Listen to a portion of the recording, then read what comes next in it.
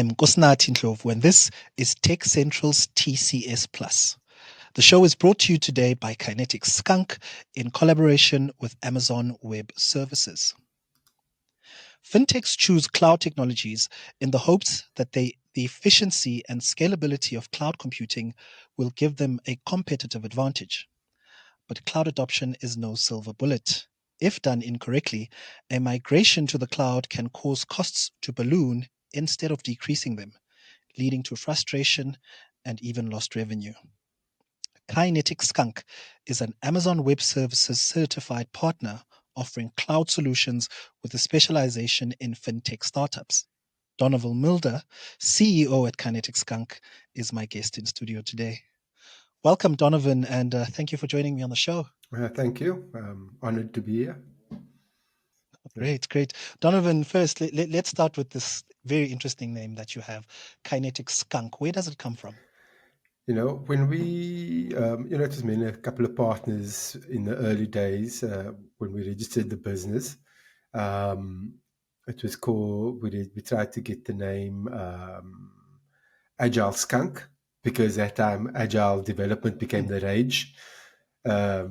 And then, Yes. Unfortunately, we couldn't get the name, and so I just sat down on my sofa thinking about synonyms for agile, and I thought of energy in motion.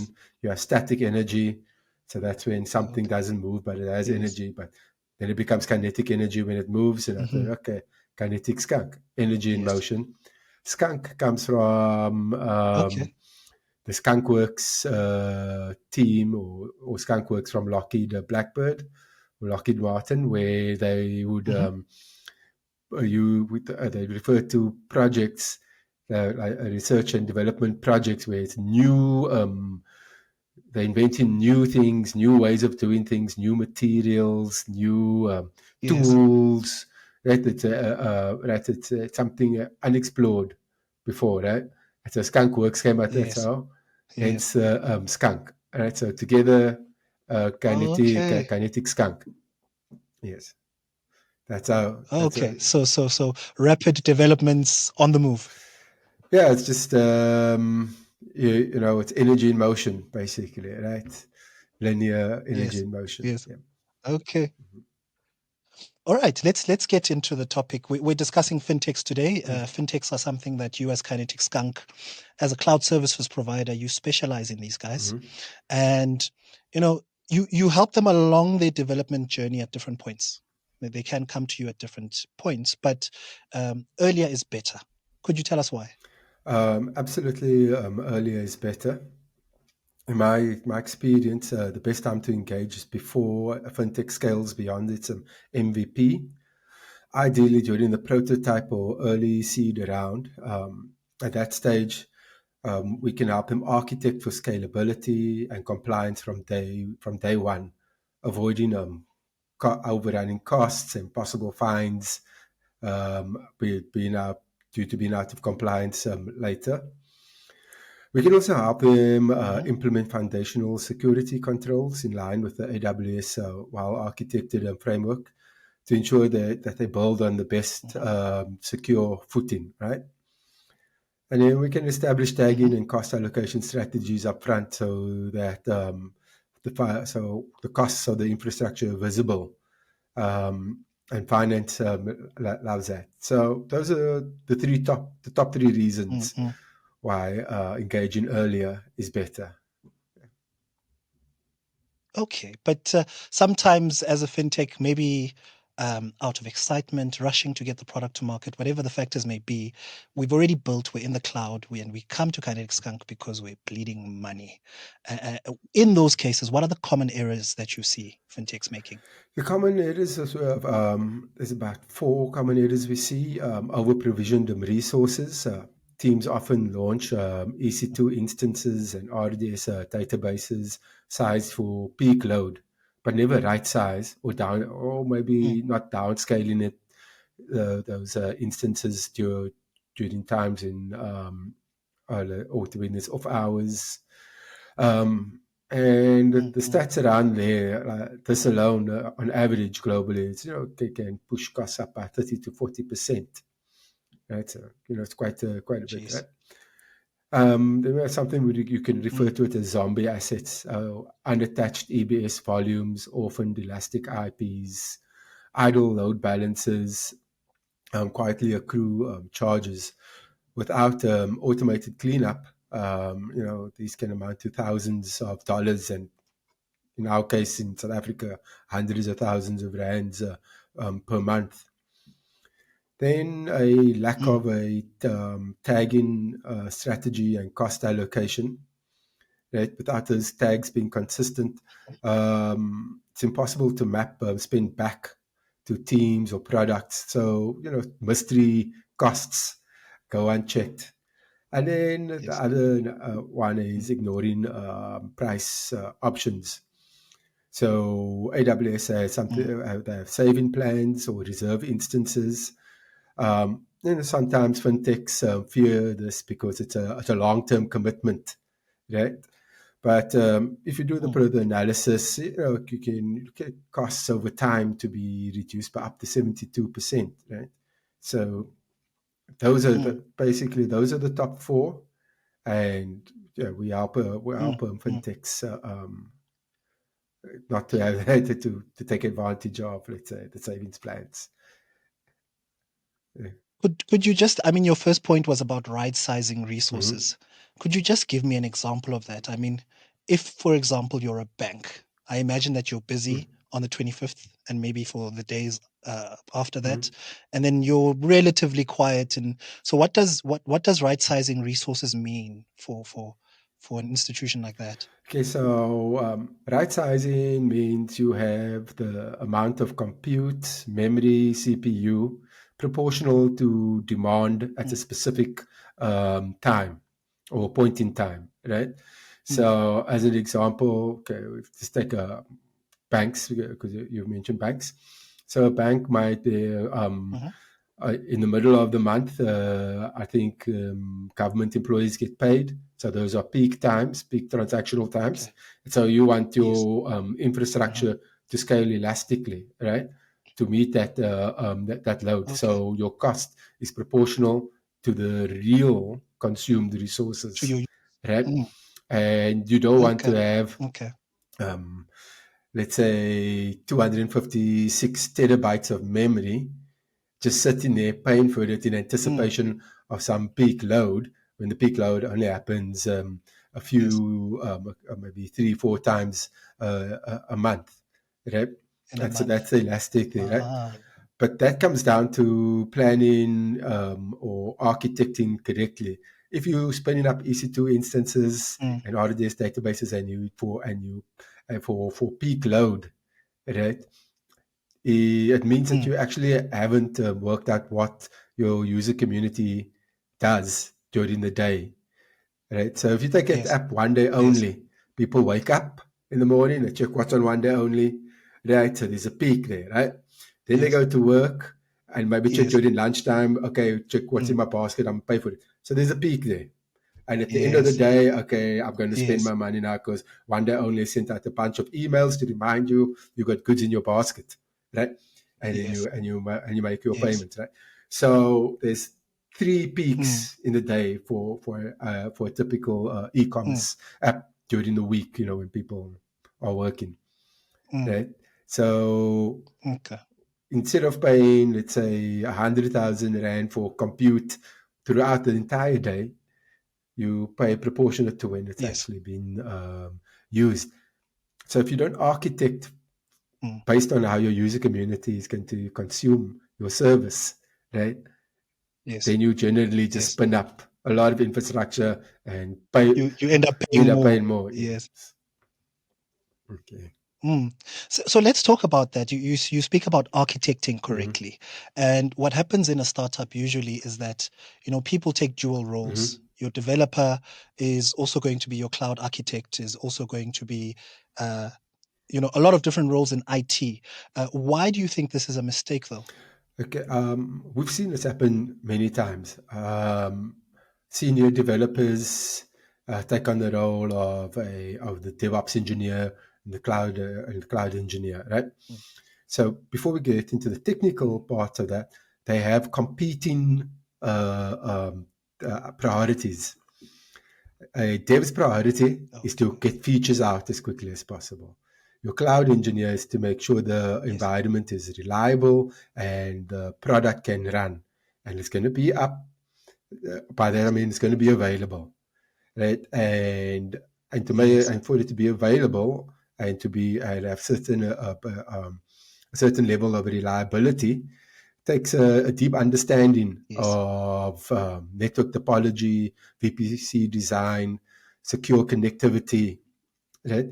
So, and the other responsibility of the cloud engineers is cost management and compliance know-how, Okay.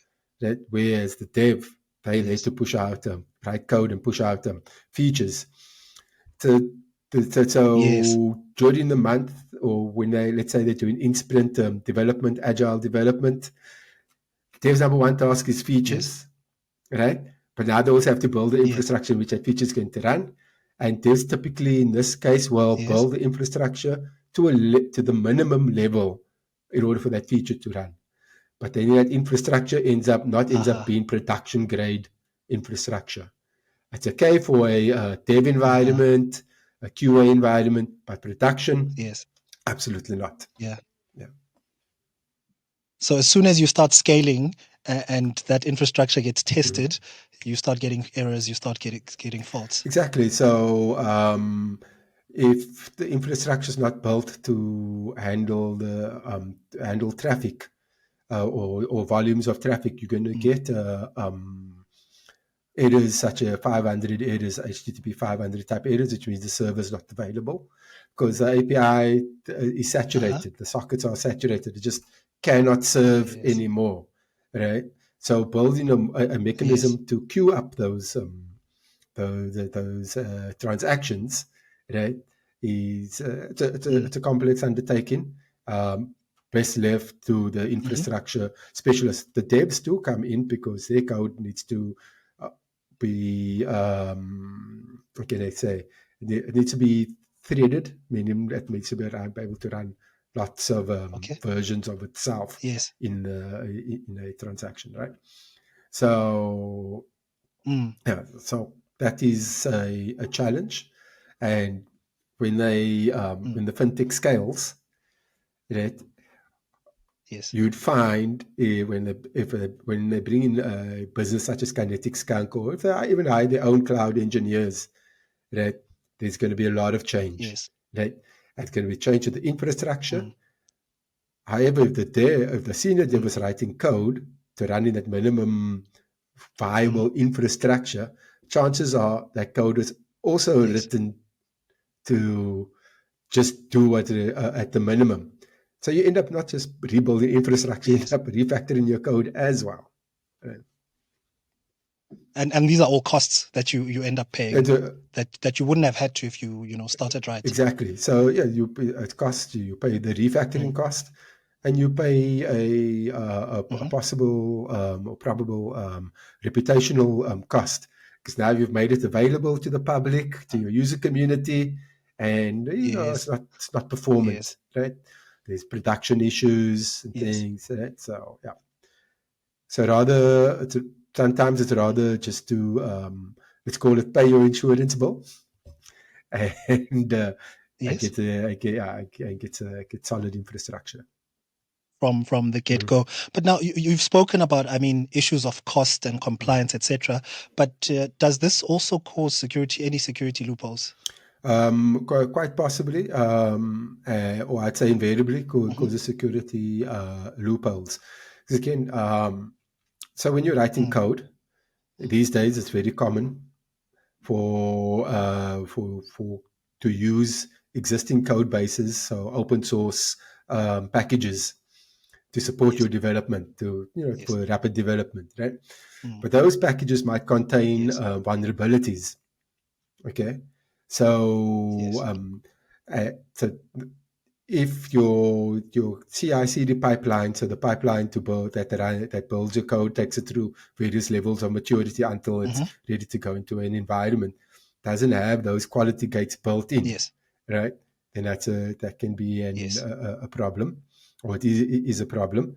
So, for Okay. instance, in Europe, you have it's now a legal requirement to have what they call I think it's SBOM, software bill of material, right? So you need to know exactly what Mm. code is in your product.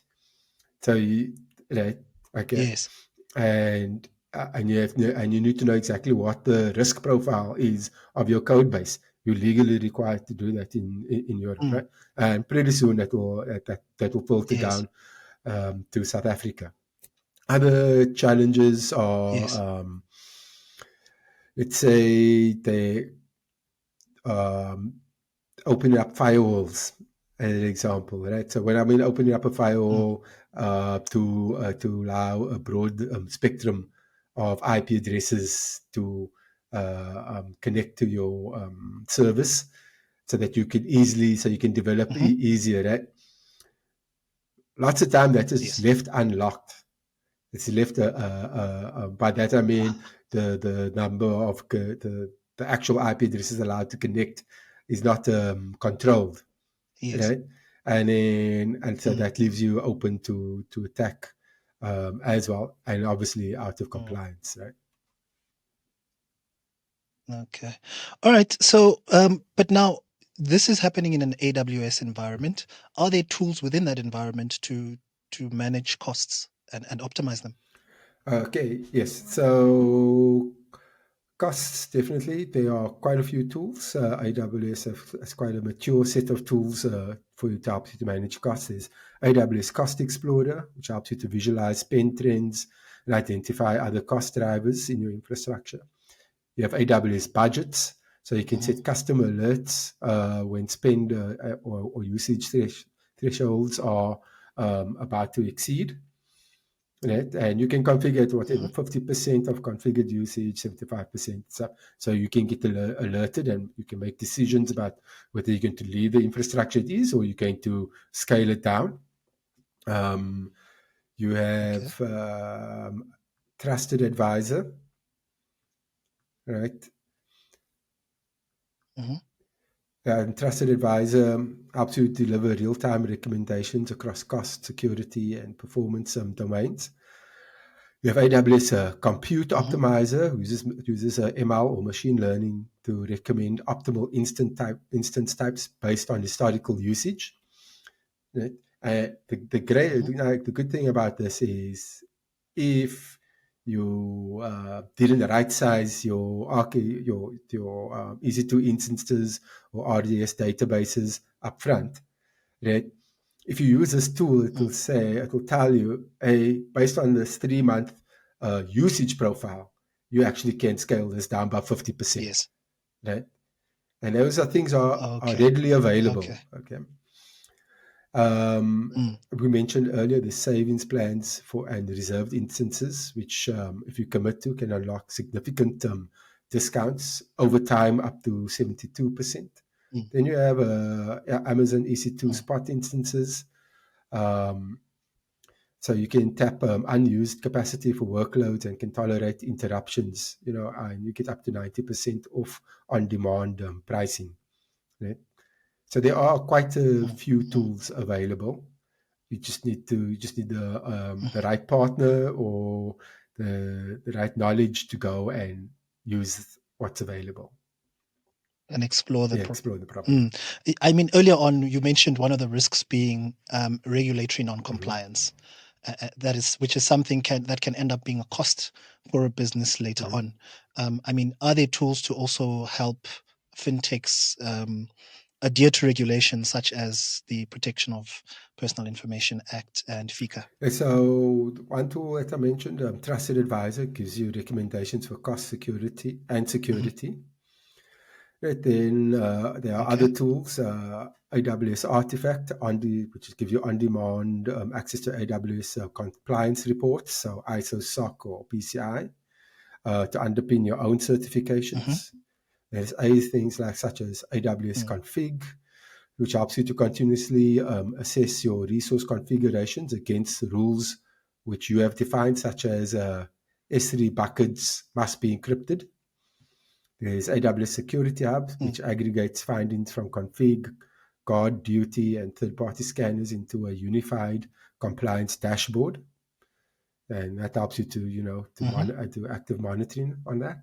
Then there's AWS Audit Manager, which automates evidence collection for audits, mapping AWS controls to regulations such as PAPIA or FICA. And again, that is quite a Okay. mature set So, of so, tools. so, Yeah. yes, yes. So looking at this, I mean, there are a lot of tools available. And uh, okay, can I just start that again? Yeah. Okay, interesting point, Donovan. But now, how do you, as Kinetic Skunk, you're supporting these businesses to architect in the cloud? They're going to need documentation later on. I mean, what do they do once you're not there? How do you help them, kind of get on their feet? Okay, so there's two parts of the business: is the professional services and managed services. At professional services, Mm-hmm. that's getting them on their feet. Managed services, continuous support Mm, and maintenance, and okay. those will have SLAs and Mm, SLOs to ensure that if the SLAs to make sure they stay compliant, that will be built into the SLA, and that's how we can continuously assist our clients, our customers. Or mm, we can train some of their engineers to take over, and we go to mm, mm, level 2 or L2 or L3 support. So the engineers mm, are skilled enough to sort out level 1 or L1 issues, and if they need our mm, assistance, we can do L2 or L3. Right. So yeah, okay. through a general SLA or SLO agreement, we can continuously support our clients. Um, Another thing is, for us, we also need to be up to date, continuously up to date with what AWS Yes. is bringing out, new features, changes, etc. So as a consulting Mm, partner, it's our job to say, mm, hey, Mr. Customer, you're doing X, Y, and Z. We help you build that, but now AWS has introduced EC2 spot instances. We can use this new mhm. technology to reduce your costs by up to say Aha. 25%. So as a consulting partner, our job is Yes. to bring that Mm, information to our to our customers, and that's a very important part of yes. of the relationship, because we will find the customers, they are business as usual. They're running the infrastructure deep into making sure it's Yes. available, Yes. etc. They sweat in their assets, Mm, so they don't yes. have a view of what AWS, the changes in AWS, right? So right Yes. now there's a what we call Yes. a Yes. AWS Cloud Gen 1 modernization drive. So it's people that went into the cloud Yes. 5 years ago, 6 years ago, didn't take advantage. When Mm, it's a mm, pre-Kubernetes days, right, or pre-microservices yes. days. They're in the Yes. cloud, but it's old Yes. cloud technology. Yes. But now we have microservices, we have Lambda, Mm, etc. Right, and that could and you they could mm, save much more, reduce costs significantly, and be even more performant and more reliable. So it's our job to yes. bring that kind of Mm, information to the customer. Maybe do a proof yes. of concept with him, demonstrate that this works, etc. And then do things like, And save the yeah, we'll money. do a Yes. total cost of ownership calculation, which also takes into consideration Yes. the volumes of traffic coming through. So it's not just a cost of the EC2 instance; it's a cost of the EC2 instance under load over time as well, right? Yes. So, Yes. and that's our Yes. job as a consulting partner, to bring that information to our customers. And I think it goes back to a point yes, sorry about that. It goes back to a point you made in the Mm, beginning where you said the customer can kind of specialize in what mm, they do, whatever the fintech business does, and then you specialize in the cloud infrastructure so you can focus on that for them. exactly. So looking at the work that you've done, um, can you tell me about any success stories? Yeah, so I can't name the customers, right? But we have Okay. helped customers reduce costs. We've helped them to a telco that went into the fintech space, build out Okay. their fintech infrastructure to support loans, etc., and performance tune that Uh-huh. infrastructure. They've also called us in to help them fix up things for them. With a tip, we Mm. had a, what you spoke about earlier, a software dev working as a cloud engineer. Yes. Um, right, Uh-huh. so we've had cases like that. We've helped some fintechs move from Azure into AWS, right, where we do Ah, I can say service mapping to the total cost of ownership to the proof yes. of concept. Proof of concept Yes. shows that is going and that there's potential savings because it's just a proof of concept, and then we do a larger business Yes. case, etc., and then get them migrate them over to Uh, AWS, and we do that without interruption to service, right? So to the customers, okay. nothing has changed, right? It's business as usual. Yes. So we set up a way with just using load balancers to redirect traffic or reroute traffic, right? Mm. So we help them customers Mm. do that, and we've achieved savings 30 to 40% savings, but not just savings, increased reliability. Right, so increased Uh-huh. reliability means you can serve more customers, right, and maintain and basically increase your reputation. So there are the pretty hard to measure um, ROI from reputation. But if your Yes. business is increasing in size, etc., and your infrastructure Yes. supporting that, it goes a long way to help you maintain that reputation. So, yep. Mm. So a quick question on, yes? Sorry, a quick question on what you mentioned about migrating from one cloud service provider to Mhm. another. And you spoke about mapping. Is that always a one-to-one? Is there always a one-to-one For relationship between services on one on No, between it's not always. Yeah, infrastructure there's not providers? always a one-to-one relationship. Some clouds have different ways of implementing things. Like perhaps a service buses Ah, to for traffic or to queue up traffic. Right. So you generally queue traffic yes. so that your infrastructure can handle the load. Right. Then you just Yes. Yes. you queue up traffic. Um, so there's different Mm. ways. There are different ways of doing the same thing. But there are common things: your Okay. networking, your servers, your databases, Yes. etc. And there you could have a one-to-one Yes. relationship, right? And Uh-huh. also Okay. sometimes or lots of times, maybe the infrastructure in the source cloud, right? It could be GCP, Azure, Huawei, Oracle, right? Yes. Was also Yes. written or built some years back, right? So now if you want to move it into Ah. AWS, Okay. right, let's not just do the move. Let's Yes. re-architect, It's modernize modernized. as Uh-huh. well, right? Yes. So then the Okay. architecture looks completely different, right? To what it Okay. looks like Yes. in the in the previous cloud or the older cloud that you're moving from, right? The The source source. cloud, yeah. Okay. All right. Okay. And so what advice would you give now to fintechs or someone sitting in a university dome Mhm. perhaps? They have this great idea for a fintech that they want to build. What would you say? Okay, someone sitting in a university dorm got a great idea for building a fintech. I would Uh, say join the AWS startup program, right?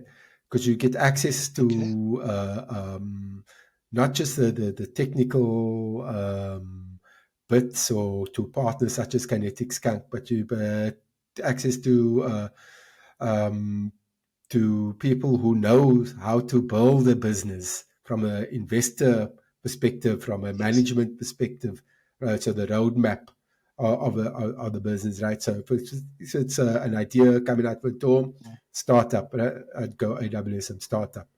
Um, if Mm. you've already got your MVP, right? And now, Mm-hmm. and your MVP has proven that there's an opportunity.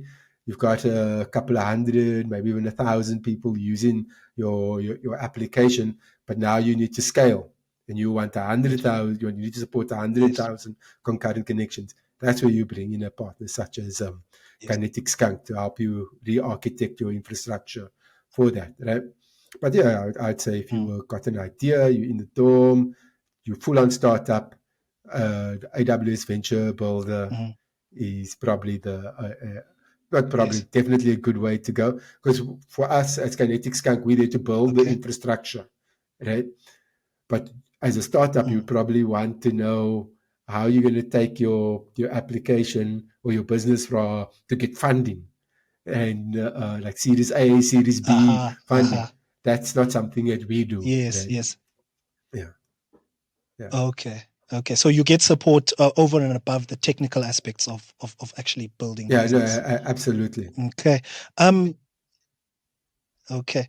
So Donovan, we've spoken about fintechs in particular, and we've given them focus, but this seems Mhm. generic, like it applies to other industries. Does Kinetic Skunk work with businesses in other industries as well? Yes, we work in e-commerce space as well.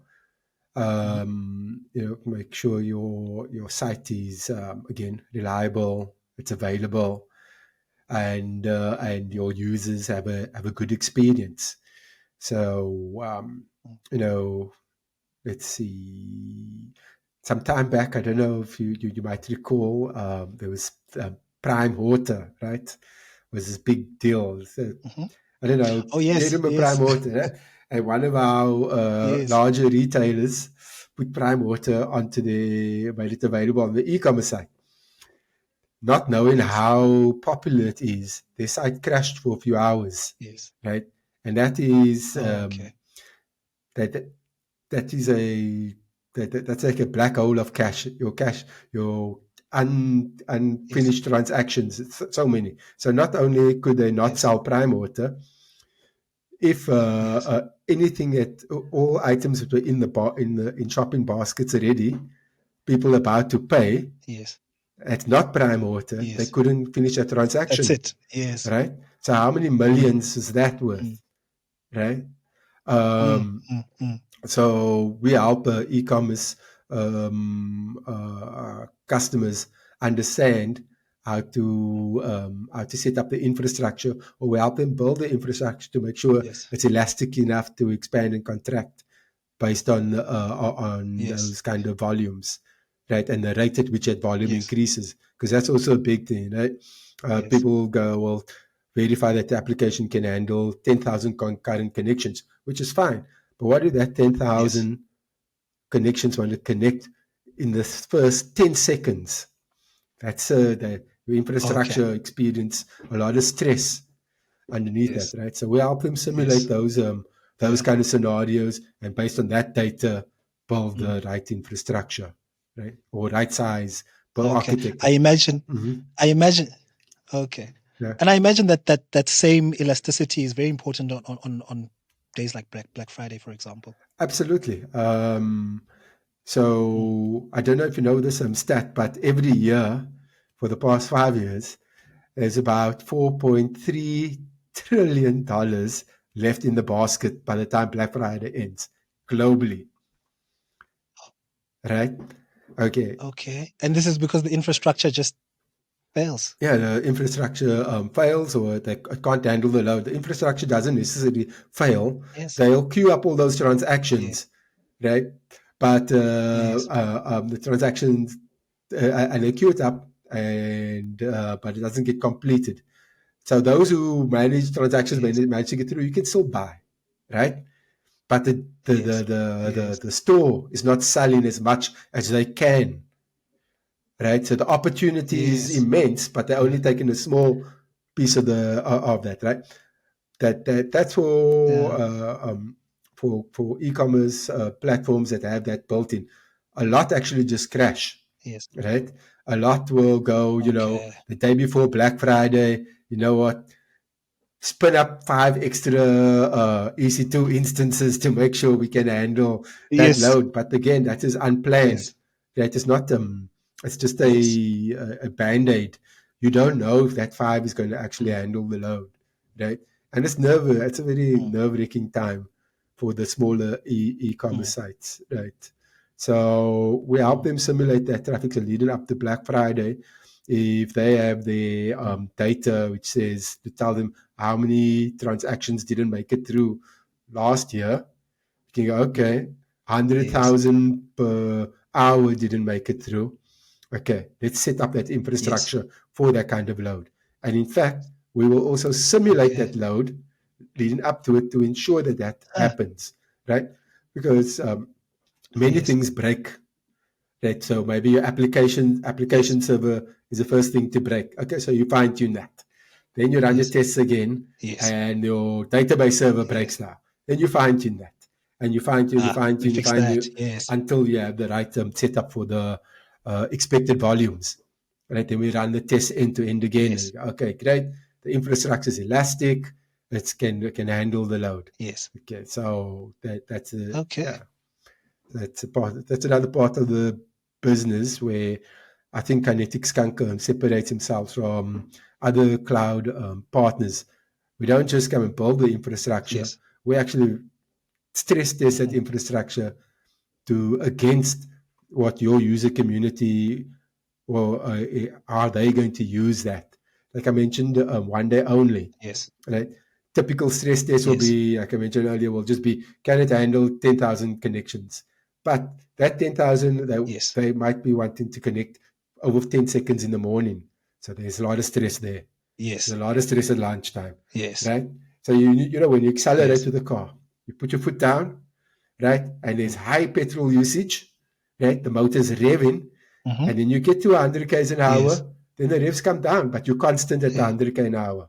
Okay, so if you imagine that 100 Yes. k an hour is Yeah. your 10,000 concurrent connections, but the big stress Yes. came up while accelerating.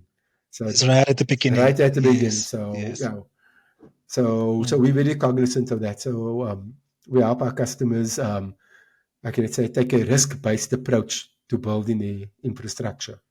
Okay. Mm-hmm. All right, Donovan. Thank you so much for your time and your insights. Hey, you're welcome. Thank you for having me. All right. That is Donovan Mulder. He is the CEO of Kinetic Skunk, and